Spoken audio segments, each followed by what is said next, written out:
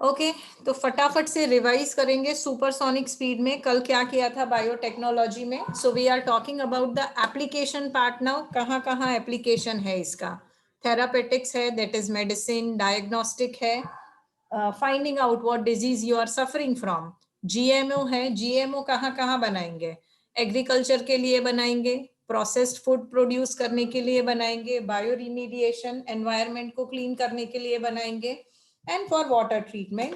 Energy production के लिए मैंने एक बहुत ही इंटरेस्टिंग सा थंबनेल डाला है मेरे प्रीवियस वीडियो में, वो देख लेना एंड लेट मी नो कि आपको समझ में आया या नहीं आया. So this is about creating genetically modified plants supersonic speed में. बैक्टीरिया लोगे, उसमें से डीएनए एक्सट्रैक्ट करोगे. अब पहले पूछना पड़ेगा कि आपको जेनेटिकली मॉडिफाइड प्लांट क्यों बनाना है. आपको पेस्ट रेसिस्टेंट चाहिए, आपको इंसेक्ट रेसिस्टेंट चाहिए, आपको स्ट्रेस रेसिस्टेंट चाहिए, या उसमें कोई जीन प्रोड्यूस करना है.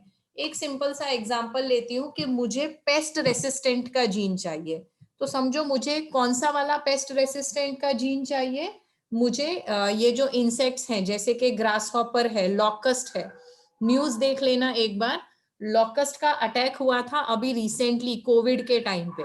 नेक्स्ट ईयर फिर से होने वाला है. अफगानिस्तान से आते हैं ये जो, इनको टिड्डे बोलते हैं, और पूरा का पूरा खेत साफ कर देते हैं विद इन नो मिनट्स. तो इसका हम कुछ भी नहीं कर सकते. इतनी मेहनत से जो क्रॉप उगाया पूरे साल मेहनत करके, it is all gone in minutes. तो क्या करेंगे उसके लिए, हमारे प्लांट को ही ऐसा जेनेटिकली मॉडिफाई कर देंगे कि अगर पेस्ट ने उसको खाया तो पेस्ट खुद मर जाएगा, तो पेस्ट का साइकिल वहीं स्टॉप हो जाएगा. तो ऐसा एक जीन लिया हमने जिसको बोलते हैं क्राई जीन. डिटेल में भी पढ़ाऊंगी पर बार बार रिपीट करेंगे. तो वो क्राई जीन लिया मैंने बैक्टीरिया से, ये वाले बैक्टीरिया से. कौन से बैक्टीरिया से, तो बैक्टीरिया का नाम लिखती हूँ यहाँ पे. मैंने एक बैक्टीरिया लिया, that is bacteria bacillus thuringiensis, BT cotton जिसको बोलते हैं. तो बैक्टीरिया कौन सा लिया, बैक्टीरिया बैसिलस थुरिंजेंसिस. और फिर मैंने उसमें से कौन सा जीन एक्सट्रैक्ट किया, उसमें से मैंने क्राई जीन एक्सट्रैक्ट किया. उसको मैंने क्लोन कर दिया. क्लोन करने के लिए क्या चाहिए होगा, एक वेहिकल चाहिए होगा ना, एक प्लास्मिड चाहिए होगा. तो ये मेरे प्लास्मिड का जीन है. तो मैंने प्लास्मिड कौन सा लिया, TI plasmid, tumour inducing plasmid. कहां से आया ये ट्यूमर इंड्यूसिंग प्लास्मिड, ये आया एक और प्लांट बैक्टीरिया से. कौन सा प्लांट बैक्टीरिया, ये प्लांट बैक्टीरिया था हमारा एगेरोबैक्टीरियम ट्यूमीफेसियंस. वापस से सारी चीजें पढ़ाऊंगी. एगेरोबैक्टीरियम ट्यूमीफेसियंस, तो उसका मैंने टीआई प्लास्मिड ले लिया है, बीटी में से क्राई जीन ले लिया है. दोनों को जोड़ के मैंने बना दिया मेरा रिकॉम्बिनेंट डीएनए. फिर इसको मैंने यूज किया, कहाँ गया ये, होस्ट में गया. कौन से होस्ट में, ये जो होस्ट है ये प्लांट सेल है, क्योंकि मुझे जेनेटिकली मॉडिफाइड प्लांट चाहिए है. तो अब ये प्लांट सेल में इंट्रोड्यूस किया, उसको ग्रो किया सेल और टिश्यू कल्चर में, और फिर मुझे मिल गया ऐसा जेनेटिकली मॉडिफाइड प्लांट जो कि पेस्ट रेसिस्टेंट है. क्लियर है बच्चों? I know I have been very Yes. fast and I will be teaching these things again also. This is only the introduction. Okay और क्या किया था कल, ये किया था कि हम बायोटेक्नोलॉजी में कौन से 3 मेन रिसर्च एरियाज पे काम करेंगे. Biotechnology has become a very wide spread field. Okay पूरा नया है एज कंपेयर टू जेनेटिक्स और जूलॉजी और बॉटनी, पर इतना वाइड स्प्रेड हो गया है ये. All the answers lie in biotechnology. तो पहले हम इसको डिमार्केट कर लेंगे, कौन से 3 रिसर्च एरियाज हैं जिन पे फोकस करना है. Number 1, providing the best catalyst. तो पहले हम फाइंड करेंगे कि कौन सा कैटलिस्ट बनाना है, कौन सा एंजाइम बनाना है, कौन से माइक्रोब में से बनाना है. एक बार वो हो गया, उसके बाद creating optimal conditions. How, through engineering, कि हमको कितना पीएच चाहिए, कितना टेम्परेचर चाहिए, क्या कंडीशन पे ये पर्टिकुलरली परफॉर्म करेगा. और उसके बाद हो जाएगा उसका डाउनस्ट्रीम प्रोसेसिंग, कि हम उसको प्योरीफाई करें, एक्सट्रैक्ट करें, पैकेज करें, then it will be available for people to use. तो ये थे 3 रिसर्च एरियाज. ये वाली स्लाइड कल मिस हो गई थी. नाउ जैसे मैंने बताया कि agriculture is very important, the most ignored sector, the most unorganised sector in India, but the most important sector in India. अभी भी इंडिया की 60% पॉपुलेशन प्रैक्टिस करती है एग्रीकल्चर को, and that is their main profession. तो 60% लोग अभी भी एग्रीकल्चर पे डिपेंड करते हैं, but no use of technology, no organization, nothing is there in agriculture. अब 20 साल से पढ़ा रही हूं मैं, जितनी बार क्लास में पूछती हूँ how many of you want to become farmers, nobody. So just to promote this, we are going to take, I am going to take you to a field trip to a person in Baroda itself who has taken this as very serious profession. So he is doing microgreens, taking agriculture as a profession, but in completely new form. तो वो तो देखेंगे, but then let us see selected tools in agriculture. तो जब हम agriculture की बात कर रहे हैं, इसमें बहुत सारी चीजें आ जाती है. क्या क्या आ जाती है, ठीक है. तो यहाँ पे जैसे कि इंडिजीनियस नॉलेज, जो हमारे ट्रेडिशनल मेथड्स हैं उनके पास क्या नॉलेज है. इंडिजीनियस मतलब पुराना, कन्वेंशनल नॉलेज. तो एक तो वो आ गया कि भाई हमारे पूर्वज तो कब से खेती करते आए हैं ना, प्रैक्टिकली उनको बहुत सारी चीजें पता है. तो एक तो वो नॉलेज की बात आ गई. दूसरा आ गया प्लांट ब्रीडिंग. ये भी कोई नई बात नहीं है, सालों से होता आया है. उसके बाद आ गया ऑर्गेनिक फार्मिंग. ये थोड़ा सा नया है पर बहुत नया नहीं है. ऑर्गेनिक फार्मिंग मतलब जहां पे आप कुछ भी केमिकल यूज नहीं कर रहे हो. फिर आ गया वैरायटी सिलेक्शन. मैंने ब्रीडिंग किया, बहुत सारी चीजें की, और उसके बाद जो बेस्ट क्रॉप है उसी को मैं सिलेक्ट करूंगी, और उसके बाद वही वाला ब्रीड उगाऊंगी, दूसरी ब्रीड्स को मैं नहीं उगाऊंगी. That is known as selection. Next is sustainable resource management. ये बहुत इंपॉर्टेंट है, specially for a country like India, जहां पे पॉपुलेशन धड़ल्ले से बढ़ता जा रहा है. तो देखो रिसोर्सेज लिमिटेड हैं, लेकिन डिमांड्स अनलिमिटेड हैं. तो ऐसे में क्या करना पड़ेगा, मैनेज करना पड़ेगा. तो whatever resources are present, इनको इस तरीके से यूज किया जाए कि आगे वाली जनरेशन्स के लिए भी कुछ बचे. So that is known as sustainable resource management, चाहे वो लैंड है, वाटर है, whatever it is. Next is integrated pest management. Pest are a very big threat to our crop. तो इसको एक अप्रोच से नहीं मैनेज कर पाएंगे, हमको केमिकल पेस्टिसाइड्स भी डालने पड़ेंगे, जेनेटिकली मॉडिफाइड प्लांट भी उगाने पड़ेंगे, और भी ध्यान रखना पड़ेगा कि पेस्ट ब्रीडिंग ना हो. तो इंटीग्रेटेड अप्रोच इसके लिए लेना पड़ेगा. कंजर्वेशन टिलेज मतलब हम नया नया तो सीखेंगे, लेकिन जो पुराना है वो भूल नहीं जाएंगे.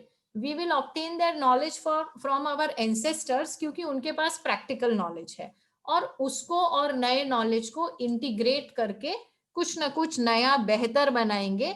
And the topic of focus is biotechnology. तो एग्रीकल्चर में अभी तक हम ये सारी चीजें कर रहे थे, अब नया क्या ऐड कर दिया, नया ऐड कर दिया biotechnology. Okay, let's go to the next slide. Biotechnology industry, जैसे कि मैंने आपको बताया, it's a wide spread industry. जब मैं when I started doing my post graduation, तब ऐसा लगता था कि ये नया फील्ड है, लेकिन उसके 5 सालों में तो it has developed so much. जो टॉप 10 इंडस्ट्रीज हैं उसमें बायोटेक्नोलॉजी इंडस्ट्री ने अपनी जगह बना ली है. तो क्या क्या आ जाता है biotechnology under the umbrella of biotechnology? All new technologies are there. जैसे कि पहले देखते हैं केमिकल्स. तो कौन से केमिकल्स हैं जो बायोटेक्नोलॉजी की हेल्प से हम लोग डेवलप करेंगे? तो इसमें सबसे पहले आ गया proteins and peptides. Wide spread applications. Again ये एंजाइम्स हो सकते हैं, ये मसल बिल्डिंग प्रोटीन हो सकते हैं, so much to do in that. Then molecular electronics. अब ये नया फील्ड है molecular electronics. Just a minute. So students just told me that the screen was stuck. तो जो मैंने आपको एग्रीकल्चर के बारे में बताया, please go through this slide कि एग्रीकल्चर में बहुत सारी चीजें आ जाती हैं, organic farming, indigenous knowledge, plant breeding, variety of selecting the proper variety with maximum desirable characteristics, sustainable resource management, ताकि बाकी जनरेशंस जो फ्यूचर में आने वाली हैं उनके लिए भी कुछ बचे, integrated pest management and conservation tillage. So all this was already existing, adding a new dimension, biotechnology. Next slide. बच्चों स्क्रीन पे क्या दिख रहा है ये बताओ मुझे. The biotechnology industry. Okay, better now. Now when I say molecular electronics, देखिए ये सारी चीजें टेक्स्ट बुक में नहीं है, हो सकता है molecular electronics तो नेट में भी ना आए, बट समझ लो, खाली एक बार थोड़ा सा रिव्यू समझ लो. This is an interdisciplinary area. मतलब यहाँ पे आप सिर्फ बायोलॉजी या बायोटेक्नोलॉजी का नॉलेज नहीं यूज कर रहे हैं, you are using the knowledge of physics, chemistry, material science, everything. और यहाँ पे आप क्या कर रहे हैं, कुछ बिल्डिंग ब्लॉक्स बना रहे हैं at the molecular level. When I say molecular level, I am talking about proteins, carbohydrates, lipids, nucleic acid. तो मॉलिक्यूलर लेवल पे आपने बिल्डिंग ब्लॉक्स बनाए and then you are fabricating them to form something new. तो ये बहुत ही advanced field है. This is just for your knowledge. बस शब्द याद रह जाना चाहिए, मॉलिक्यूलर इलेक्ट्रॉनिक्स. इंडस्ट्रियल बायोटेक्नोलॉजी पुरानी बात हो गई. आप अब तो जैसे मैंने बताया था, फर्मेंटेशन इंडस्ट्री फॉर प्रोड्यूसिंग चीज, for producing milk products, for producing wine, और भी बहुत सारी इंडस्ट्रीज हैं जो पहले से चल रही थी, पर बायोटेक्नोलॉजी के नॉलेज ने उसको बेहतर बनाया. एग्रीकल्चर, आगे भी बहुत सारी बात करेंगे. बायोटेक्नोलॉजी एप्लीकेशन इन एग्रीकल्चर, जैसे मैंने बताया, पेस्ट रेसिस्टेंट के लिए, फोर्टिफिकेशन के लिए, and all that. Pharmaceuticals related to medicine, medical devices and equipments. तो वहां पर भी जैसे क्लोनिंग हो गया, मेकिंग न्यू वेराइटीज हो गया, डायग्नोस्टिक हो गया, all that is included in medical devices and equipments.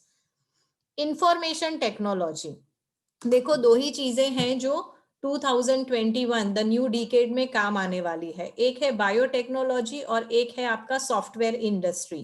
तो ये दोनों को मिलजुल के चलना पड़ेगा. जैसे अभी आपने देखा होगा लॉकडाउन के वक्त कितनी सारी चीजें डिजिटलाइज हो गई.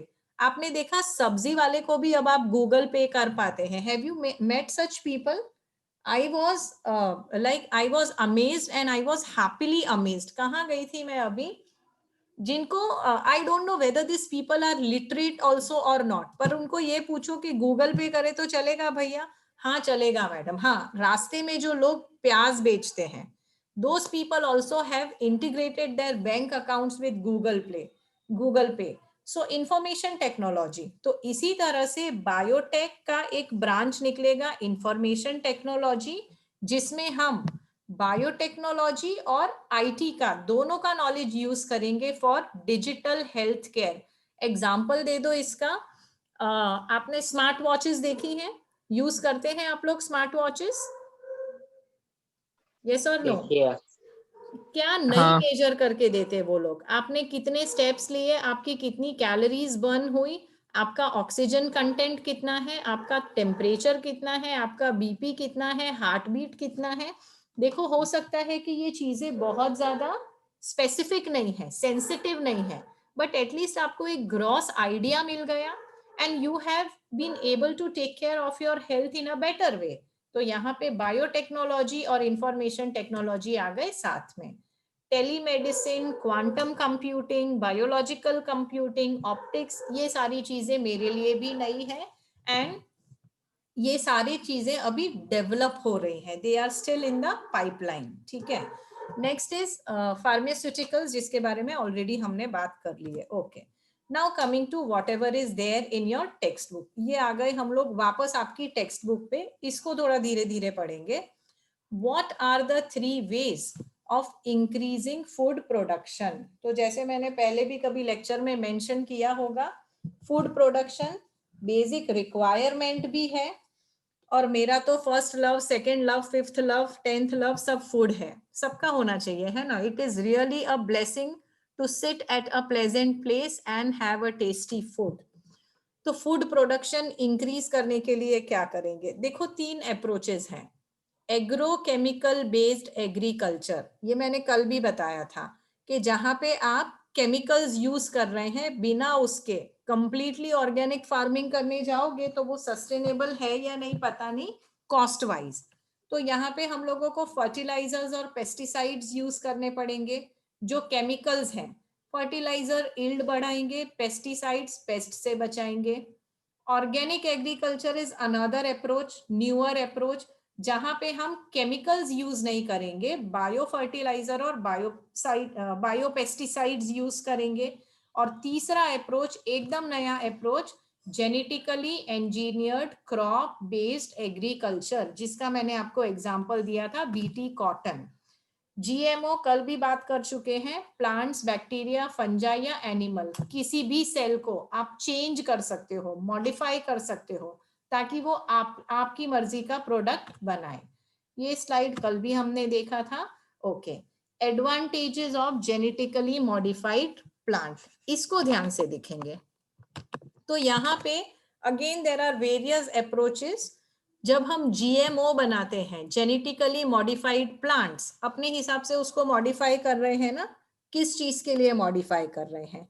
Number 1 is it becomes tolerant to abiotic stress. Stress is has become a very common word nowadays. तो जब हम प्लांट की बात करते हैं, स्ट्रेस तो प्लांट को भी है. प्लांट को किस बात का स्ट्रेस है? प्लांट को तो एग्जाम देनी नहीं है. ऐसा कितने लोगों के दिमाग में आया कि प्लांट ने कई एग्जाम आपवानी छे ते स्ट्रेस में આવી ગયો? ओके, प्लांट के पॉइंट ऑफ व्यू से 2 तरह के स्ट्रेस हो सकते हैं, बायोटिक एंड एबायोटिक. एबायोटिक में आ जाएंगी आपकी एनवायरमेंटल कंडीशंस. कौन कौन सी एनवायरमेंटल कंडीशंस? कोल्ड, ड्राउट, सलाइनिटी और हीट. एग्जाम्पल से समझेंगे बहुत ही शांति से. जब मैंने बोला कि स्ट्रेस ऑफ कोल्ड, देखो हर एक प्लांट की एक अपनी रिक्वायरमेंट है. मुझे बताओ एप्पल्स कहाँ उगेंगे? बड़ौदा में उग जाएंगे? Cold places. बड़ौदा में नहीं कश्मीर. उगेंगे, है ना. कोल्ड प्लेसेस में, कश्मीर में ही उगेंगे. कितनी भी अच्छी डेडिकेटेड गार्डनर हूं मैं, फार्मर हूं, पर मैं यहाँ पे एप्पल्स नहीं उगा पाऊंगी. तो it requires a certain condition that is cold. तो अगर, और अब एक ऐसा एग्जांपल लो जो हॉट कंडीशंस में उगता है, जैसे फॉर एग्जांपल शुगर केन ले लो. ओके, शुगर केन नहीं, वीट ले लो. तो वीट को हीट चाहिए, बहुत लंबा फोटो पीरियड चाहिए. अब अचानक से ऐसा कुछ गड़बड़ हुआ, क्योंकि हम ह्यूमंस हैं, हम तो सब कुछ जाके डिस्टर्ब कर सकते हैं. तो हमने कुछ ऐसा सीजनल साइकिल डिस्टर्ब कर दिया कि अचानक से ओले पड़ गए गर्मी में. तो क्या हो गया? तो प्लांट के लिए तो स्ट्रेस है, क्योंकि टेम्परेचर एकदम ड्रॉप डाउन हो गया. That particular plant is adapted to high temperature, और अचानक से कोल्ड हो गया. तो क्या हो गया? ये प्लांट के लिए एबायोटिक स्ट्रेस है. तो we should make varieties which are tolerant to this stress. ओले पड़ रहे हैं, पड़ने दो. गर्मी में बरसात हो रही है, होने दो. बरसात में ठंडी पड़ रही है, गर्मी पड़ रही है, पड़ने दो. प्लांट हेल्दी रहना चाहिए. Okay, so that is meant by tolerant to abiotic stress. तो एक स्ट्रेस हो गया कोल्ड का. दूसरा स्ट्रेस हो गया ड्राउट का. देखो बारिश का कोई ठिकाना नहीं है, और अभी भी Indian farmer, they are depending upon monsoon.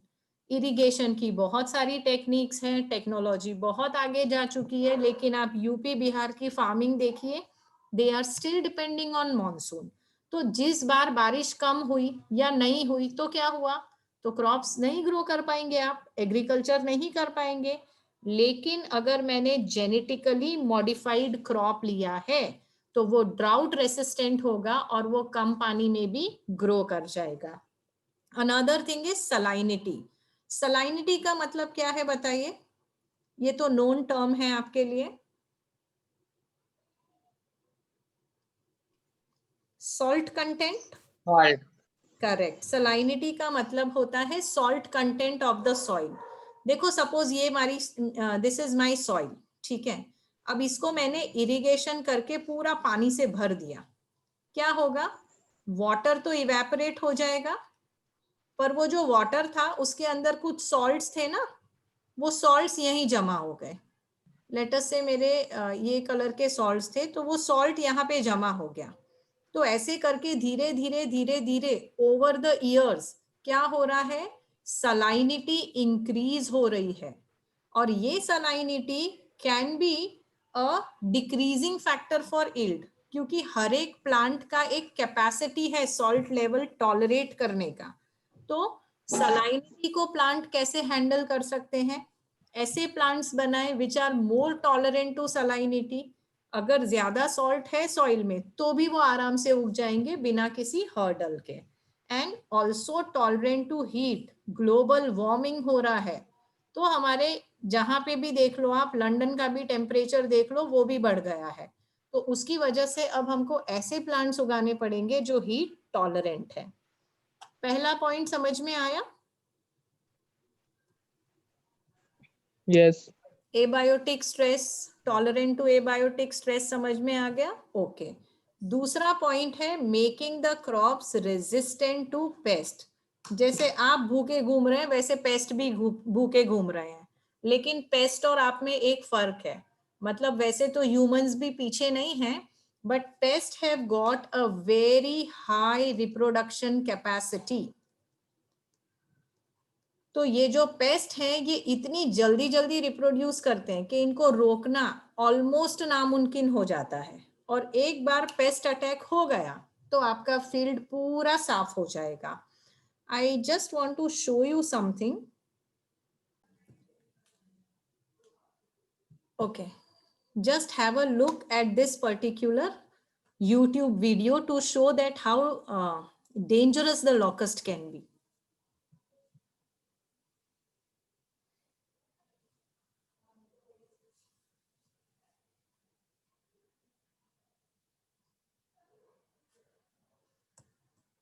Could you read that value? How many hectares of land it said? इनको लेपिडोप्टेरन फैमिली में बोलेंगे, ग्रास हॉपर की फैमिली है ये। Highly adaptive, so they can change their habits, they can migrate large distances, 90 days तक वो रह सकते हैं और खाते रहते हैं continuously.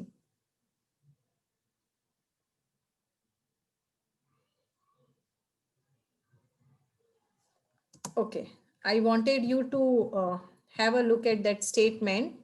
An average adult locust swarm eats as much as about 10 elephants, 25 camels और 2500 people. Do you realize कि ये कितने dangerous हो सकते हैं?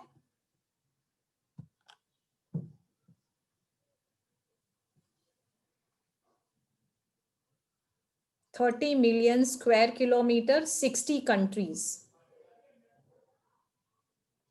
And it is a emergency. Emergency तभी डिक्लेयर होती है जब बात पहुंच के बाहर चली जाती है।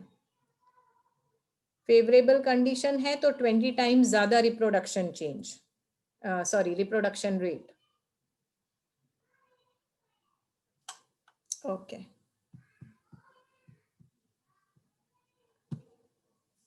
सो आपको थोड़ा सा आइडिया आ गया होगा कि ये कितना नुकसान पहुंचा सकते हैं हमको। तो ऐसे प्लांट्स बनाना बहुत जरूरी है जो कि लॉकस्ट रेसिस्टेंट है। एक minute, share screen and this is my, कौन सी स्लाइड पे थे हम?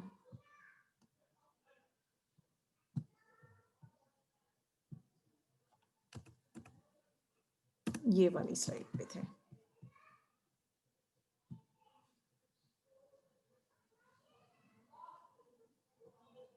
हाँ, तो आपको शायद थोड़ा आइडिया आ गया होगा कि पेस्ट रेसिस्टेंट क्रॉप बनाना कितना ज्यादा इम्पोर्टेंट है। थोड़ा सा और रिसर्च करना। देयर आर सर्टेन फोरकास्ट, कुछ भविष्यवाणियां फ्लोट कर रही हैं यूट्यूब पे। मुझे उनका जर्नल का कंटेंट देखना बाकी है। A major pest attack is expected in India and other countries also in 2021, और उसकी वजह से जो हमारे फूड ग्रेन्स हैं, वेजिटेबल्स हैं, वो बहुत ज्यादा एक्सपेंसिव हो जाएंगे. तो आप ऐसा मत सोचना कि कोरोना की वैक्सीन आ गई and the world is going to be heaven. 2021 has more lemons to throw at you. Okay, so that is about crop resistant. Next is it has helped to reduce post harvest losses. एक बार हमने अपना crop harvest कर लिया, उसके बाद क्या, उसके बाद उसको स्टोर करना पड़ेगा प्रॉपर कंडीशंस में, उसको बचा के रखना है ताकि पूरे साल हम उसको कंज्यूम कर सकें, और नेक्स्ट ईयर के एग्रीकल्चर के लिए सीड्स वो भी तो वहीं से आएंगे. तो जब हम पोस्ट हार्वेस्ट उसको मेंटेन कर रहे हैं, हमको देखना है कि उसमें फंगस नहीं लगना चाहिए, उसको दूसरे चूहे या और कोई चीजें उसको खा नहीं जाए. तो उसके लिए भी we can do something about it using the knowledge of biotechnology. Last topic is it has increased efficiency of mineral usage by plants. देखो सॉइल में बहुत कुछ है, और आपने 11th में पढ़ा है macro nutrient and micro nutrient.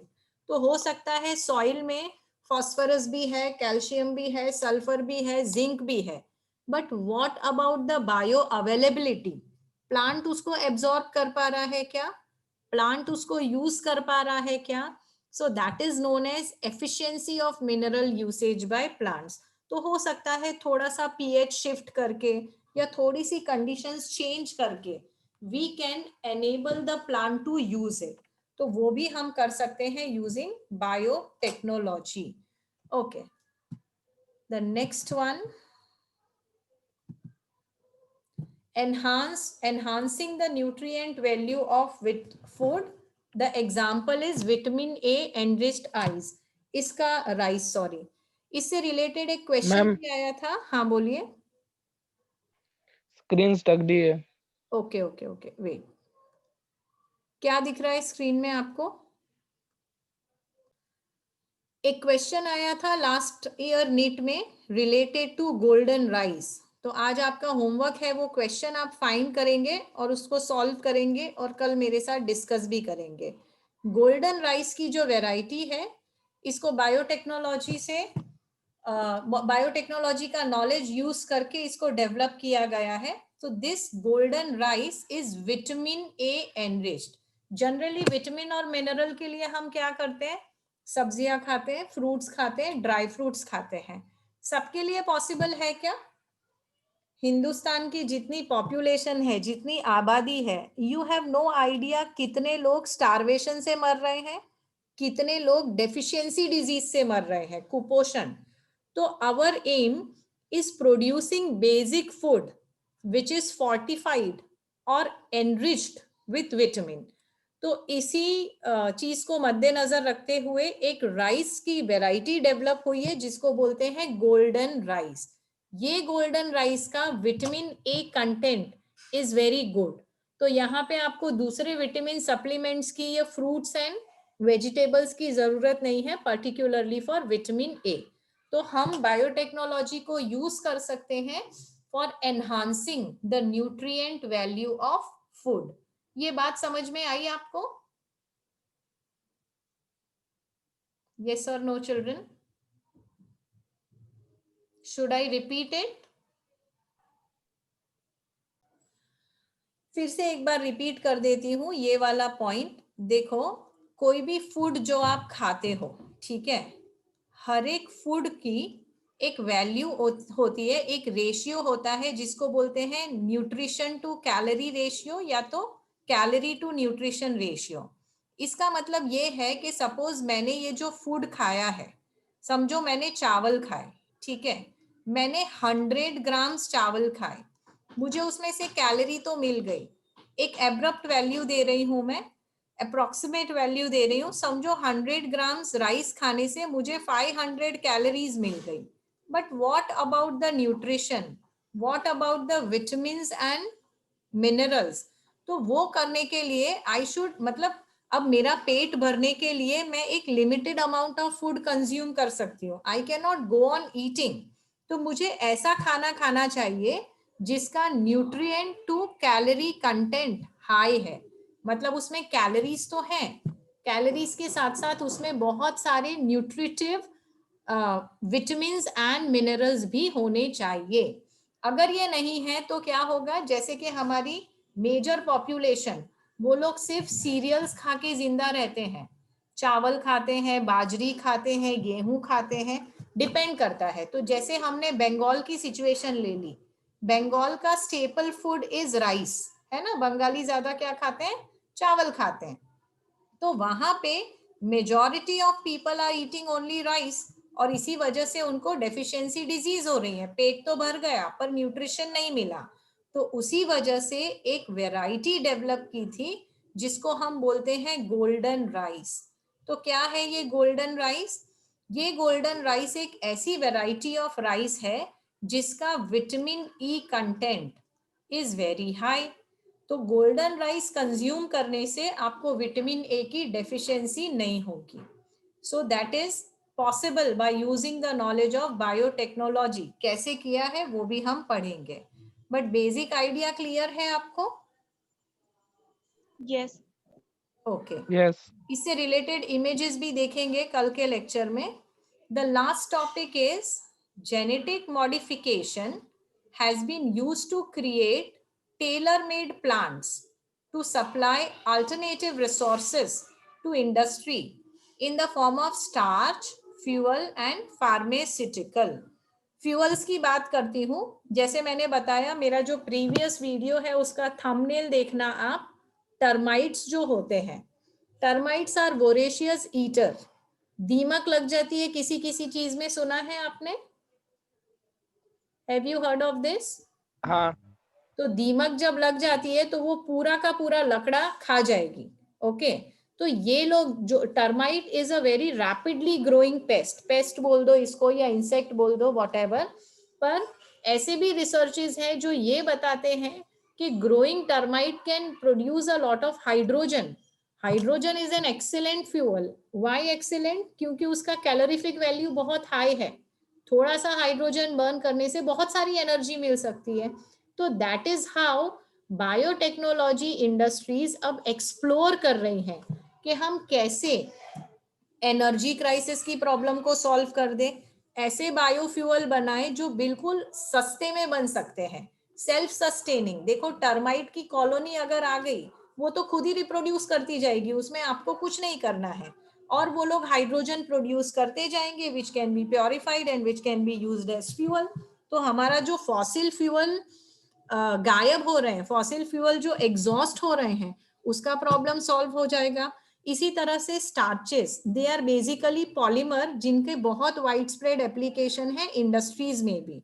तो producing starches, fuel, pharmaceutical products, medicine हो गए, वैक्सीन हो गए, विटामिन सप्लीमेंट्स हो गए, ये सारी चीजें हमारे लिए या तो प्लांट बनाएंगे या बैक्टीरिया बनाएंगे। कब?